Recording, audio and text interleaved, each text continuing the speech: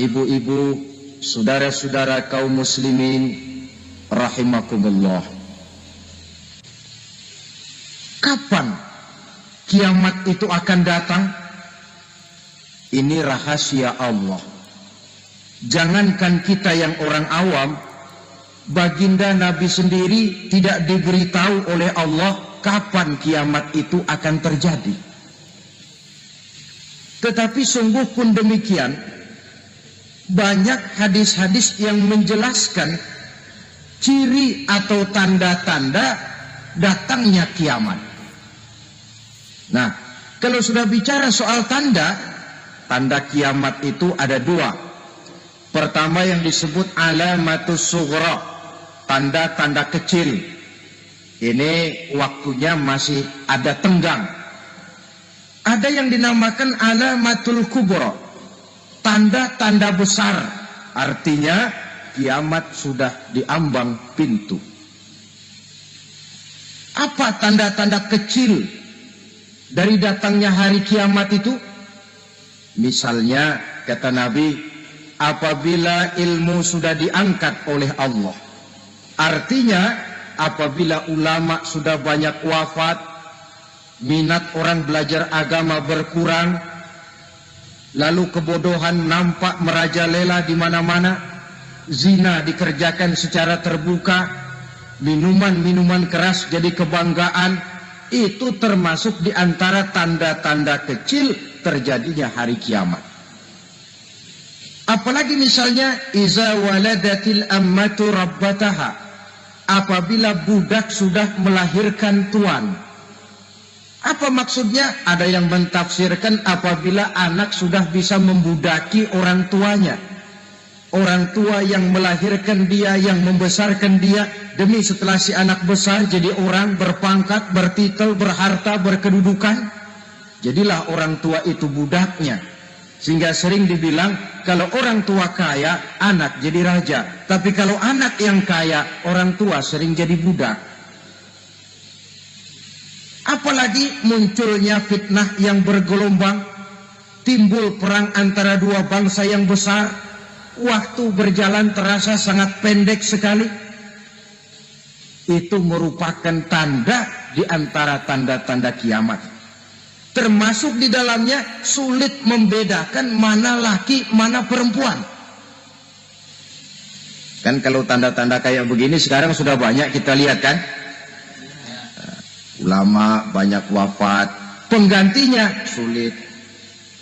Zina dikerjakan berterang-terangan, minuman keras jadi kebanggaan.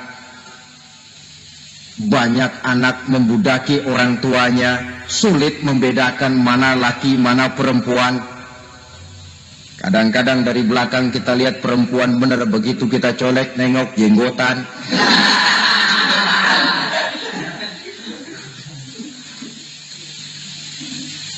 Ini termasuk tanda-tanda kecil, masih ada tenggang sampai akan terjadinya kiamat itu. Nah, yang dimaksud dengan tanda-tanda besar, ini tanda besar artinya kiamat sudah diambang pintu. Pertama, matahari terbit dari sebelah barat. Apabila matahari sudah terbit dari arah sebelah barat, tertutuplah sudah pintu taubat. Bersabda Nabi kita, la taqumus sa'atu hatta tatlu'a syamsu min maghribiha. Tidak akan datang hari kiamat sampai matahari terbit dari arah sebelah barat. Fa iza tala'at, manakala matahari telah terbit dari arah sebelah barat, wa ra'ahan nasu, manusia banyak menyaksikan itu, amanu ajma'un, mereka pun lalu beriman.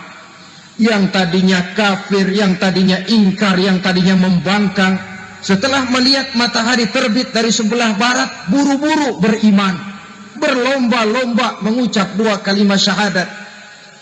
Tapi apa yang terjadi? Kata Nabi, wadzalika hina la yanfa'u nafsan imanuha lam takun amanat min qabl.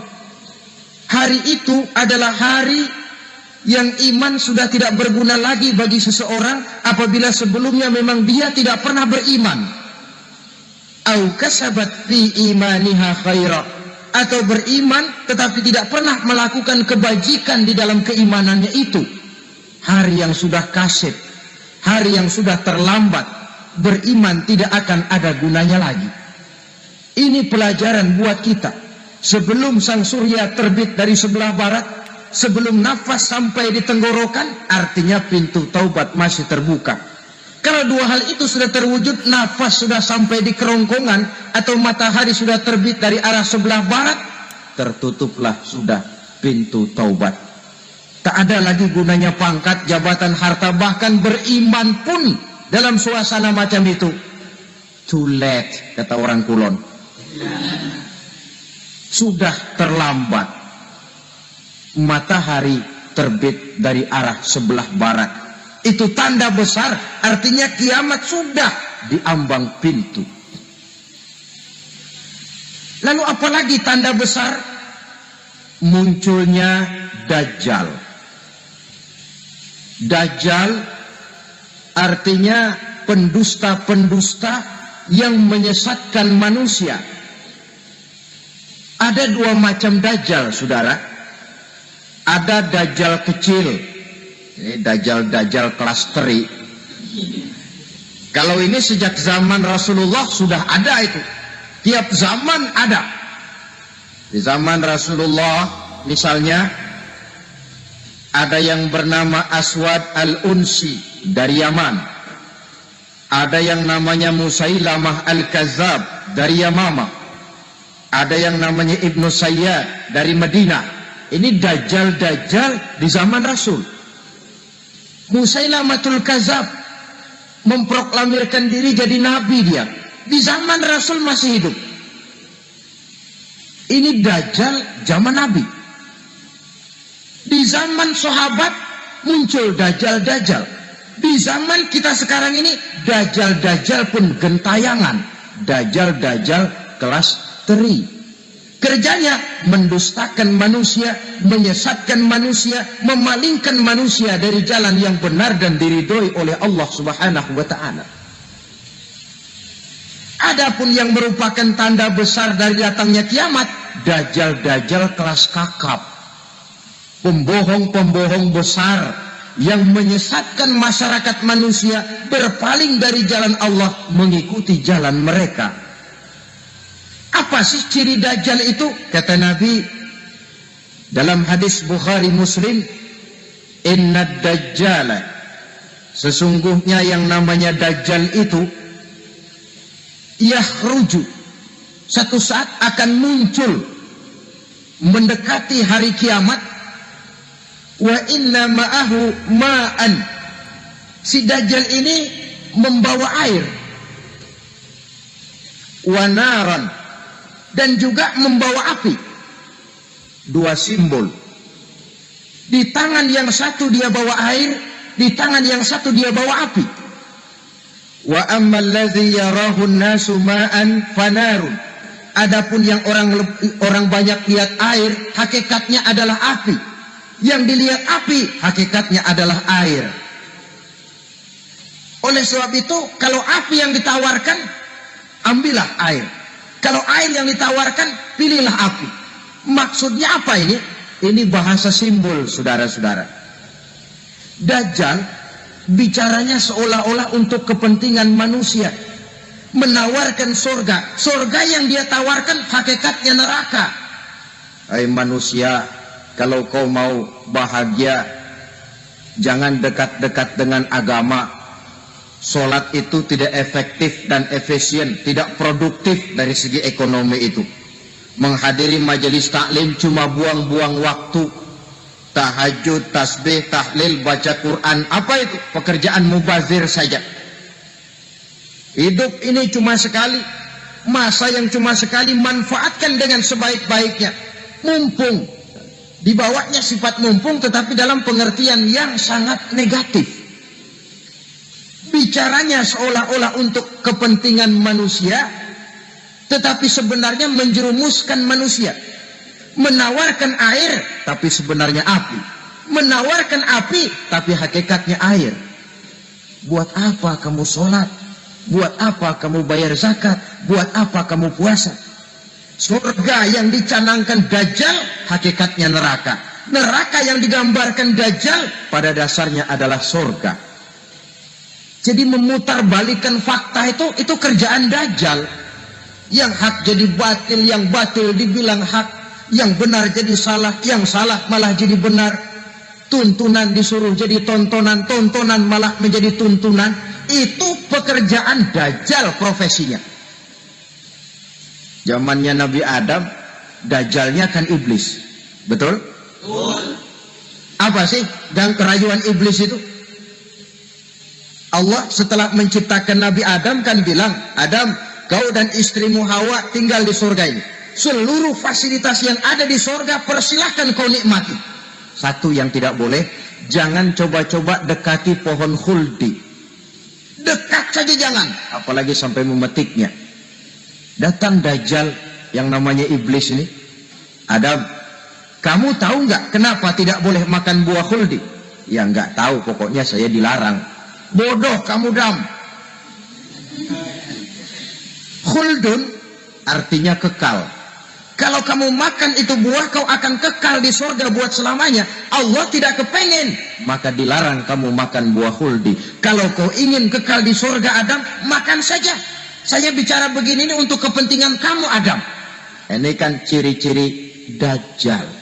Bicaranya sih seolah-olah untuk kepentingan Nabi Adam. Hakikat sebenarnya menjerumuskan Nabi Adam supaya ingkar dan melanggar larangan dari Allah Subhanahu wa ta'ala. Jadi setelah muncul Dajjal, timbul kekacauan-kekacauan di masyarakat. Banyak yang terpengaruh, terpedaya dan terpesona. Termasuk mereka yang memproklamirkan diri jadi nabi, mereka yang memproklamirkan diri jadi rasul di zaman sesudah Rasulullah wafat, itu adalah Dajjal-Dajjal. Maka saya ingatkan, kalau di zaman kita sekarang ini ada orang ngaku jadi nabi, ada orang ngaku jadi rasul, biar bahasa Arabnya kental, Quran hafal, hadis ribuan hadis hafal, biar pakai serban sampai menyengser ke tanah, bahasa Arabnya fasih, tapi dia mengaku jadi nabi, jadi rasul, kita umat Islam wajib tidak percaya. Wajib untuk tidak percaya. Itulah Dajjal-Dajjal zaman kita sekarang ini.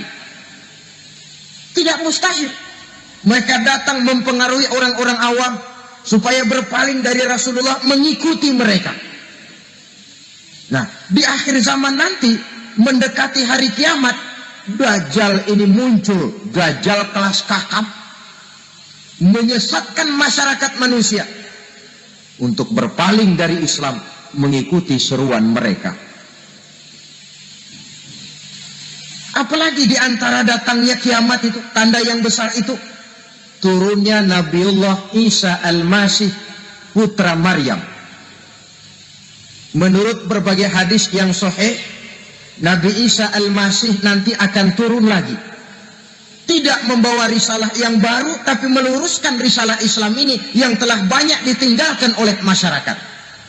Bahkan ada hadis menjelaskan beliau akan membunuh Nabi, mematahkan kayu-kayu salib, lalu melaksanakan haji dan umrah mengikuti syariat Nabi Muhammad, bukan membawa agama baru. Menjadi semacam mujaddid, reformer, menyelamatkan manusia dari bisikan Dajjal. Bahkan ada riwayat yang menjelaskan bahwa Nabi Isa berhasil mengalahkan Dajjal, mengembalikan masyarakat manusia kembali kepada ajaran Islam yang datang dari Allah, dibawa oleh Rasulullah Sallallahu Alaihi Wasallam. Dengan kata lain, turunnya Nabi Isa bukan sebagai Nabi dan Rasul baru, tetapi mengikuti syariat Nabi kita Muhammad Sallallahu Alaihi Wasallam. Saudara hadirin, ibu-ibu hadirat yang saya hormati, kemudian apalagi di antara tanda-tanda besar akan datangnya kiamat itu? Keluarnya asap atau awan. Kata Nabi, inna min asrati sa'ah dukhanan yamla'u ma bainal masyriqi wal maghrib. Di antara tanda-tanda kiamat munculnya awan atau asap yang memenuhi antara langit dan bumi. Ini pun diperkuat dalam surah Ad-Dukhan ayat 10. Fartaqib yauma ta'ti as-sama' bidukhanin mubin fayughshan nas hadza 'azabun alim. Bagi orang-orang yang beriman mereka biasa-biasa saja. Tapi bagi orang kufur datangnya asap dan awan ini merupakan azab yang kelewat pedih. Barangkali sedikit mendekati gambaran tentang azab yang pedih ini. Saya ingatkan alam pikiran kita kepada peristiwa yang belum lama terjadi. Pernah dengar berita bocornya reaktor nuklir di Chernobyl, Uni Soviet? Pernah dengar? Bocornya reaktor nuklir di Chernobyl yang mengakibatkan ratusan bahkan sangat mungkin ribuan nyawa. Cuma satu reaktor. Bagaimana kalau seluruh cadangan nuklir yang dimiliki oleh para negara adik kuasa ini diledakkan? Bahkan yang konon menurut catatan, cadangan nuklir yang dimiliki bersama oleh Amerika dan Rusia sekarang ini sudah sanggup memusnahkan 6 miliar manusia. 1,5 kali lebih banyak dari jumlah manusia yang nongkrong di permukaan bumi ini. Saudara-saudara hadirin yang saya hormati, lalu saat mendekati hari kiamat, apalagi tandanya? Setelah Nabi Isa wafat, pada saat turunnya yang kedua kali, lalu Allah meniupkan angin sejuk. Semua orang-orang beriman, orang-orang baik wafat, sehingga penghuni bumi ini cuma tinggal lagi terdiri dari orang-orang kafir. Tidak ada lagi di bumi ini yang bisa mengucapkan Allah. Sehingga dalam hadis qudsi itu ada keterangan, Innallaha azza wa jalla yaqulu li Israfil. Allah pernah pesan kepada malaikat Israfil. Kata Allah, Israfil, Iza sami'ta qailan yaqul Allah Allah fa akhirin nafah 40 sanatan ikraman liqailiha. Hai Israfil, apabila kau dengar di permukaan bumi masih banyak orang yang mengucapkan Allah Allah, maka tunda sangkakala kiamat itu 40 tahun. Untuk apa? Ikraman liqailiha, menghormati orang yang mengucapkan Allah Allah itu.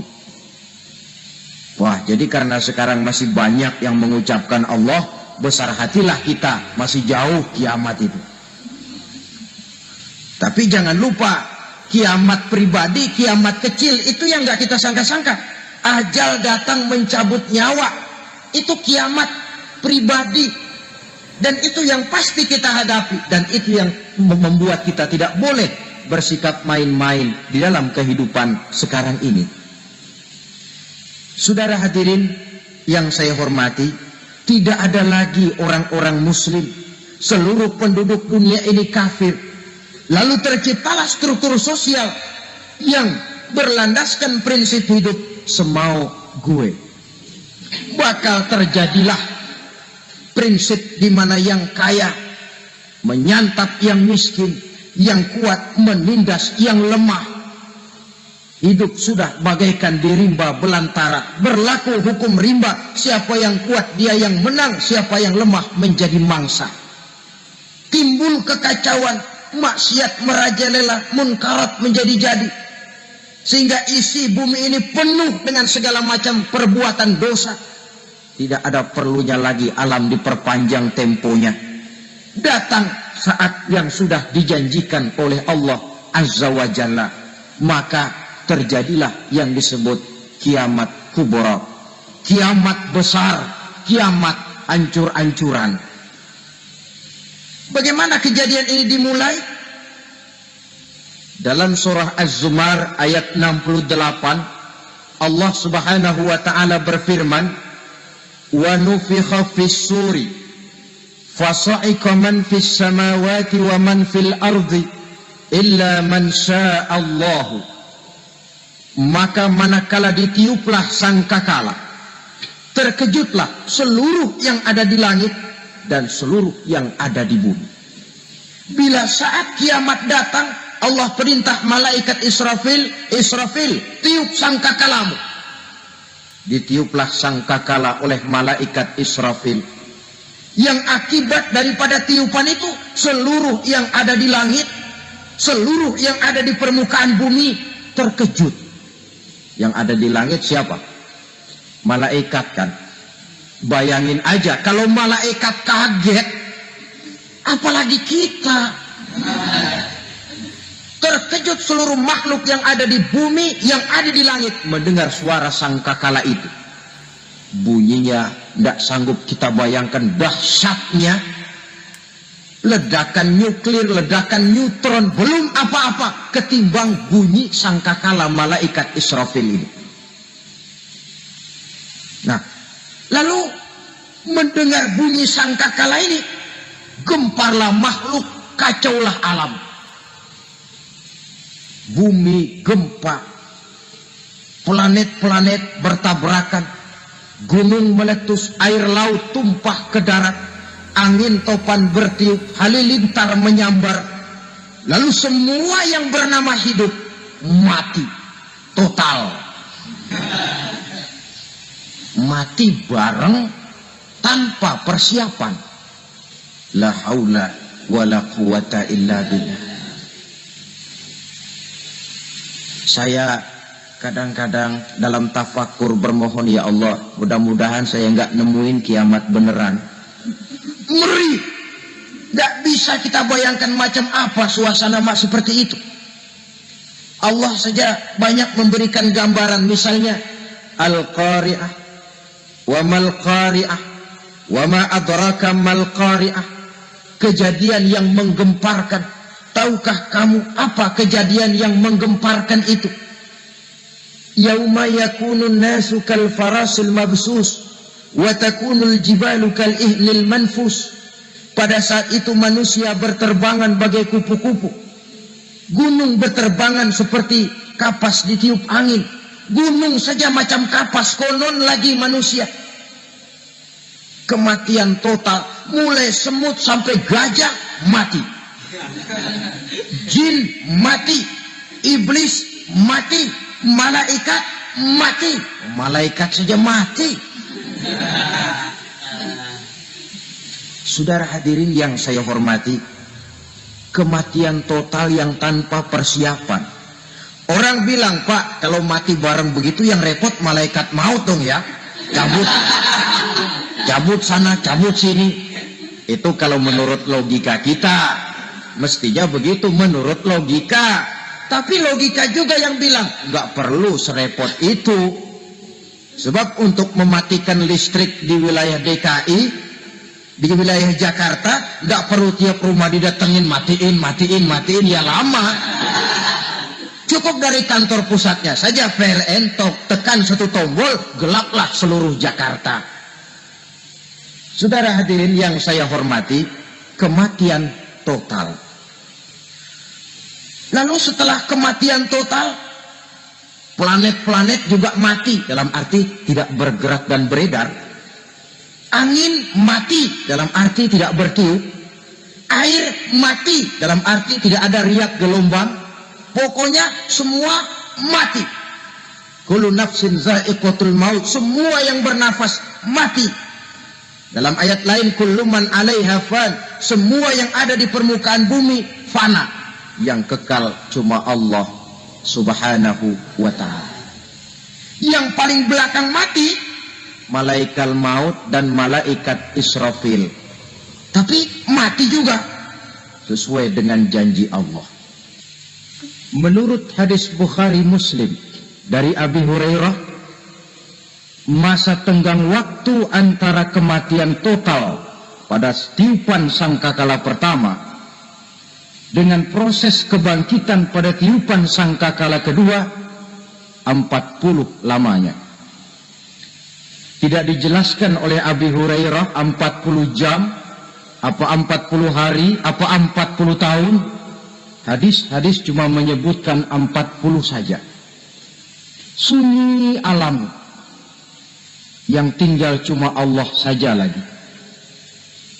Ketika itu Allah berseru-seru, katanya, limanil mulkul yauma, siapa para penguasa hari ini? Mana itu raja-raja dan penguasa yang dulu mengaku jadi Tuhan? Fir'aun, mana Fir'aun sekarang? Yang dulu jadi raja, merasa berhasil, sombong, lalu tidak mau turun-turun dari kekuasaannya, sampai kepada puncak kekurang ajarannya mengangkat diri jadi Tuhan. Mana itu Fir'aun? Namrus, mana sekarang Namrus? La ilaha illa ana, ternyata tidak ada Tuhan lain selain daripada aku, kata Allah. Proses kemudian, saudara-saudara, turunlah hujan dari langit. 40 lamanya hujan itu, tidak jelas juga 40 jam atau 40 hari. Setelah air turun membasahi, datanglah tiupan sangkakala yang kedua. Semua yang bernama mati bangkit dari kuburnya masing-masing. Ini yang disebut Yaumul Ba'thi, hari kebangkitan. Allahu Akbar. Pada saat kita bangkit dari kubur kita masing-masing, kumpul di padang mahsyar namanya. Bayangin aja, saya sendiri nggak sanggup bayangin. Manusia sejak zaman Adam sampai zaman kiamat kumpul bareng di tempat sama. Berapa banyaknya itu?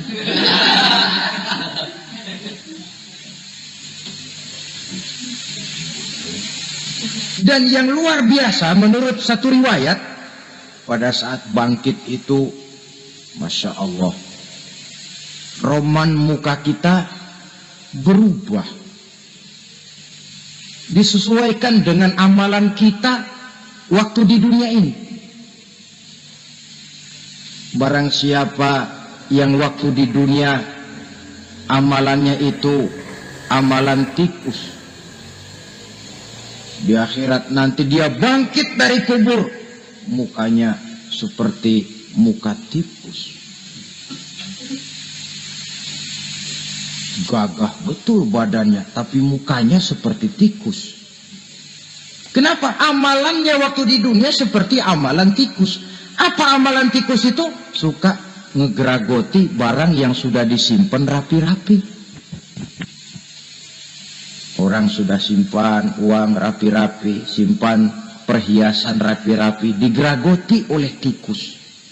Maling-maling, pencoleng-pencoleng, koruptor-koruptor. Itu nanti di akhirat nanti kita lihat mukanya seperti muka tikus. Oh, ini waktu di dunia suka nyolong, hanya seperti muka tikus. Barang siapa yang waktu di dunia ini amalannya itu amalan macan, dia akan bangkit nanti mukanya seperti muka macan. Apa amalan macan? Macan itu amalannya menang-menangan. Orang yang mau menang saja, nggak mau mengalah. Coba lihat di hutan. Kenal hutan nggak? Nah.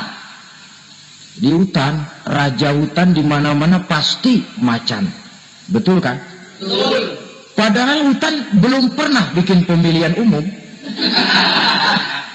Tapi macan tidak peduli ada pemilihan umum apa tidak, pokok saya raja. Sebab apa? Macan jadi raja itu bukan karena benar, tapi karena kuat jadi raja.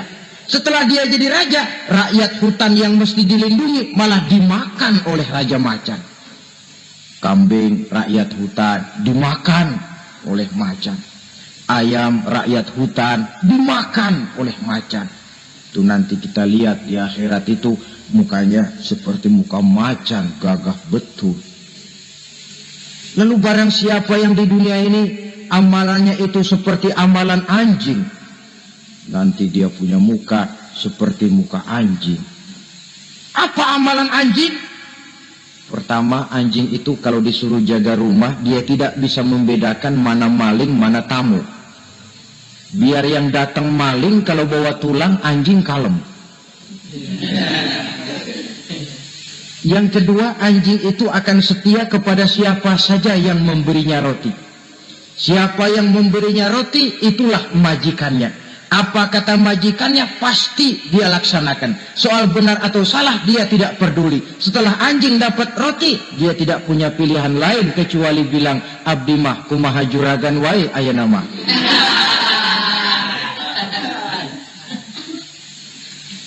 Saudara hadirin yang saya hormati, berkumpul di padang mahsyar, tiap orang sibuk dengan persoalannya masing-masing.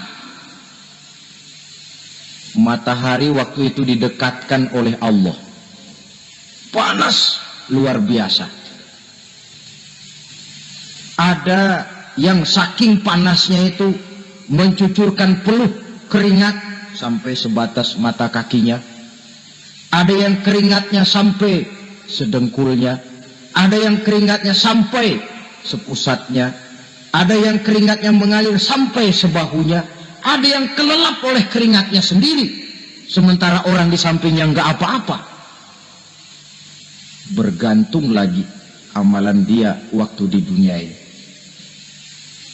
Saudara-saudara, sebagian orang dalam kepanikan padang mahsyar berombong-rombong datang mereka menghadap Nabi Adam. Ya Adam, anta abal bashar. Hai Adam, Tuhan adalah bapak moyang manusia. Kami sebentar lagi akan disidang, dimintakan pertanggungan jawab. Tolonglah kami, hai Adam. Kata Nabi Adam, jangankan nolongin sampean, saya sendiri tanggung jawab di hadapan Allah ketika dulu tidak boleh makan khuldi, saya serobot. Sudahlah, urus diri masing-masing saja, nafsi. Begitu kata Nabi Nuh, begitu kata Nabi Ibrahim. Tiap orang bertanggung jawab sendiri-sendiri. Ketika itulah saudara-saudara, nikmatnya menjadi umat Nabi besar Muhammad sallallahu alaihi wasallam. Sebab apa? Walaupun menurut abjad kita ini umat paling belakang, paling belakang kita ini toh, karena Nabi Muhammad adalah nabi akhir, tapi akan dihisap lebih dulu, lewat di atas sirat lebih dulu, masuk surga lebih dahulu ketimbang umat-umat belakangan. Ketika Rasul mendekati ajal, beliau tanyakan itu kepada malaikat Jibril. Malaikat Jibril berkata, Muhammad jangan khawatir, Allah sudah berjanji, inni haramtul jannata ala sairil anbiya hatta tadkhulaha anta wa haramtuha ala sairil umami hatta tadkhulaha ummatuka. Surga aku haramkan buat seluruh nabi kecuali kalau engkau Muhammad sudah masuk ke dalamnya. Dan surga aku haramkan buat seluruh umat kecuali kalau umatmu Muhammad sudah masuk ke dalamnya. Logikanya, walaupun menurut abjad kita umat paling belakang, bakal dihisab paling dulu, lewat di atas sirat paling dulu, masuk surga paling dulu, kalau mampir ke neraka juga paling ya resiko. Jangan mau enaknya aja paling dulu. Saudara hadirin yang saya hormati,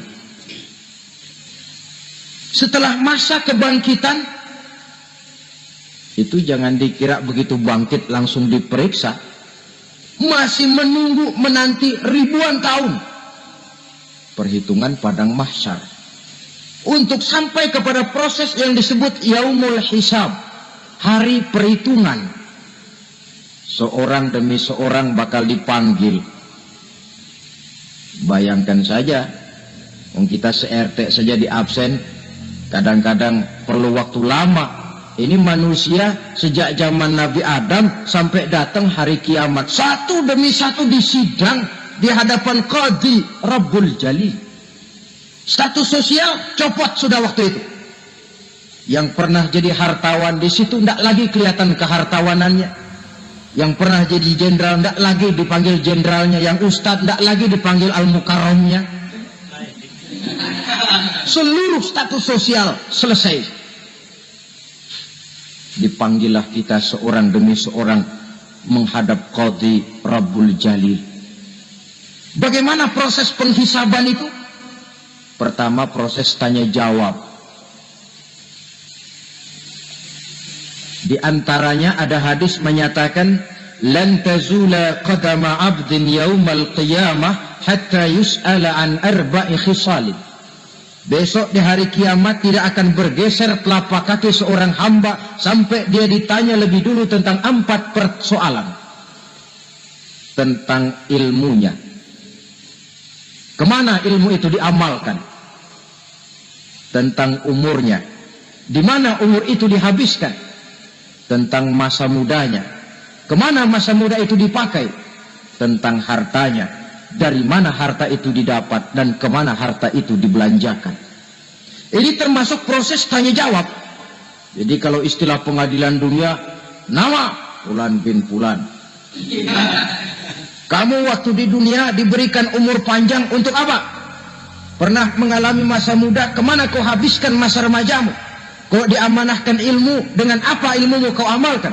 Kau diberikan harta, dari mana harta kau dapat, kemana kau belanjakan? Tak seorang pun yang bisa mungkir. Sebab apa? Dikala itu yang menjadi saksi bukan orang.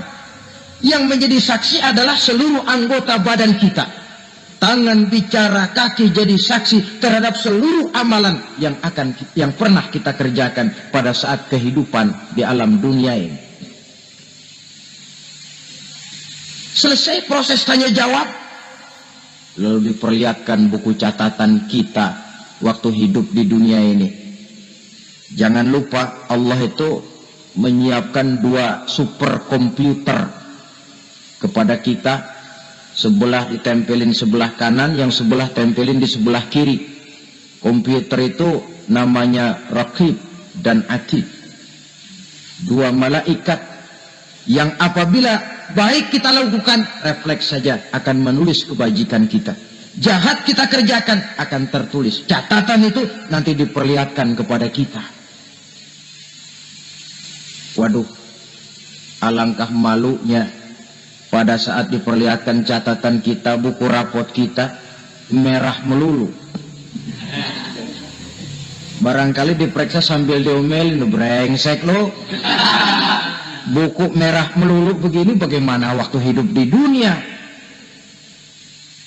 Tidak cukup diperlihatkan buku catatan kehidupan, rekaman kehidupan. Rekaman kehidupan kita secara utuh sejak terlahir sampai ajal datang merenggut nyawa. Barangkali mirip dengan video sekarang ini, di mana terekam dengan baik seluruh kegiatan kita sejak yang sekecil-kecilnya sampai kepada yang sebesar-besarnya. Untuk kemudian kita pun menerima balasan. In khairan fa khairun wa in syarran fa syarrun. Kalau baik ya baik balasannya, kalau jahat ya jahat juga balasannya. Catatan-catatan kita diberikan. Kalau banyak kebajikannya diberikan di tangan kanan dengan cara yang halus. Kalau banyak kejahatannya diberikan dari sebelah kiri atau dilempar dari belakang. Itulah sebabnya sejak di dunia ini kita sudah mohon kepada Allah. Ketika berwudu membasuh tangan kanan, apa kita bilang? Allahumma a'tini kitabi biyamini wa hasibni hisaban yasira. Ya Allah, berikan saya kitab di tangan kanan, dan kalau saya memang perlu dihisab, hisablah saya yang seringan-ringannya. Tangan kiri berlindung kita kepada Allah. Jangan sampai diberikan kitab di tangan kiri atau dari arah sebelah belakang. Wa a'udzubika an tu'tiya kitabi bishimali aw min wara'i zuhri, dari arah sebelah belakang. Na'udzubillah min dzalik.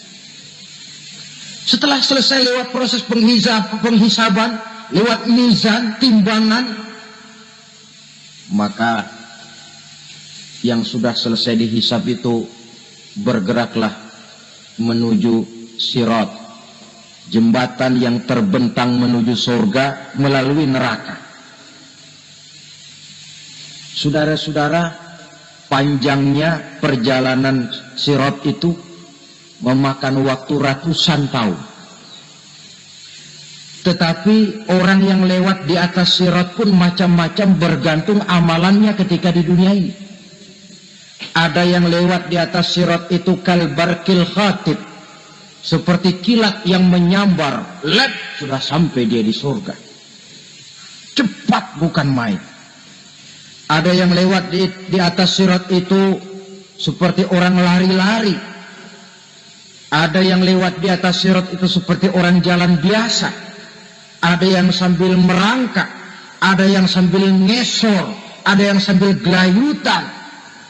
Ada yang selamat sampai ke ujung ke surga, ada yang tergelincir jatuh masuk ke dalam neraka, bergantung amalannya dalam kehidupan di dunia sekarang ini. Tiap kita akan melewati yang namanya sirat ini. Saudara-saudara kaum muslimin yang saya hormati, dengan demikian mereka yang selamat melalui sirat sampai ke terminal akhir surga, mereka yang ketika dihisab ternyata banyak kejahatannya daripada kebaikannya, mereka singgah di dalam neraka. Nah, adapun orang-orang yang beriman menurut ayat Quran dan hadis Nabi itu nanti ada bermacam-macam. Ada orang beriman itu yang dimasukkan surga. Ada orang beriman itu yang dimasukkan ke dalam surga. Ada orang beriman itu yang disebut penduduk surga. Kenapa lain-lain, Pak? Karena waktu di dunia amalannya juga lain-lain. Ada orang beriman yang masuk surga. Ini paling murah tiketnya. Mau masuk surga? Kata Nabi begini, ma min abdin qala la ilaha illallah thumma mata ala dhalik illa dakhala al-jannah. Kalau seorang hamba sudah mengucap dua kalimat syahadat, dia yakin dengan kebenaran kalimat itu sampai matinya, orang itu akan masuk surga. Abi Dzar yang waktu itu diajak bicara heran, ya Rasul kok gampang betul? Iya. Walaupun orang itu mencuri, iya. Walaupun orang itu berzina, iya. Biar dia mencuri, biar dia berzina, kalau dia sudah mengucap dua kalimat syahadat, dia yakin dengan kebenaran kalimat itu sampai matinya, itu orang akan masuk surga. Jadi masuk surga cukup dua kalimat syahadat, yakin sampai mati, masuk surga. Itu perkara masuk. Tapi kalau pertanyaannya diterusin, masuknya kapan, Pak? Nah, ini lain lagi urusannya. Sebab ada yang masuknya itu langsung, ada yang mampir dulu. Di sana tempat cuma dua. Kalau tidak surga, neraka. Mau ke surga, tapi mampir dulu. Yang mampirnya jelas di neraka. Kenapa? Dalam hadis qudsi ada riwayat. Nanti itu di akhirat, setelah Allah selesai mengatur penduduk surga, masuk surga, yang neraka, masuk neraka, Allah berkata kepada malaikat Malik, malaikat Malik, lah baik ya Allah, itu bajingan-bajingan tengik, manusia-manusia durjana, yang waktu di dunia tidak mau sujud, jauh dari ulama, gemar melakukan yang munkarat dan maksiat, hidup di tengah masyarakat selalu jadi bibit keonaran, kufur, sudah masuk neraka semua. Sudah ya Allah. Nah, kalau sudah, coba sekarang kamu masuk, Malik. Saya. Iya. Masuk neraka. Mau apa ya Allah? Kata Allah, akhriju minan nar man kana fi qalbihi misqala habatin min khardalin min iman. Kau masuk neraka, cari di dalam neraka orang-orang yang ada imannya walaupun kecil sebesar biji zarah, angkat mereka keluar. Masuk malaikat Malik ke neraka, cari orang yang ada imannya, korek-korek. Ya repot, udah pada gosong. Yang ada imannya diangkat ke atas, yang ada imannya diangkat ke atas, lalu dimandikan di Nahrul Hayat, namanya sungai kehidupan di akhirat nanti. Cakep lagi rupanya, bersih lagi wajahnya, apel di hadapan Allah. Kata Allah, bagaimana mas? Kapok nggak sampean? Kapok ya Allah. Nah, kalau kapok, idhab fadkhulil jannah. Pergi, masuk surga sana. Berangkat mereka ke surga. Ketemu sama teman-temannya yang udah sampai lebih dulu. Yang nggak pakai mampir lagi.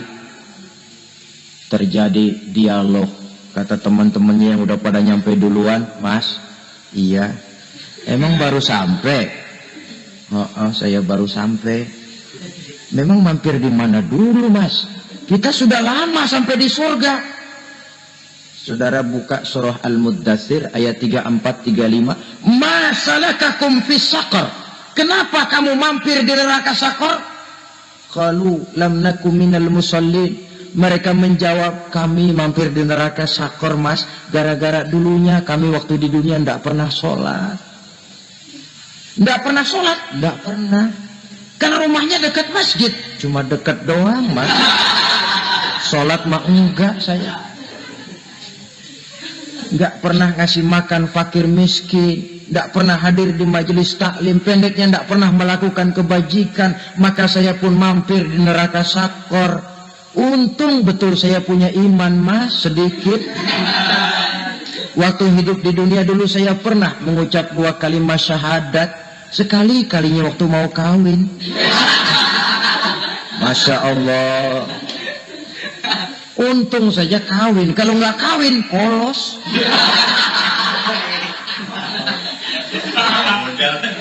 Itu juga pengulu sudah setengah mati ngajarin. Asyhadu alla, asyhadu an, asyhadu an.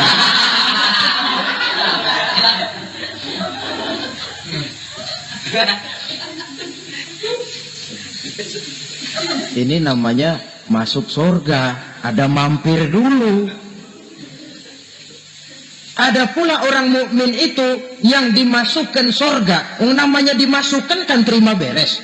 Saya masuk ke rumah, jalan sendiri, cari tempat sendiri. Saya dimasukkan ke dalam rumah, terima beres. Pokok ada di dalam, itu dimasukkan namanya. Nggak pakai mampir. Tapi tentu tiketnya lebih mahal ketimbang yang pertama tadi. Apa kata Allah?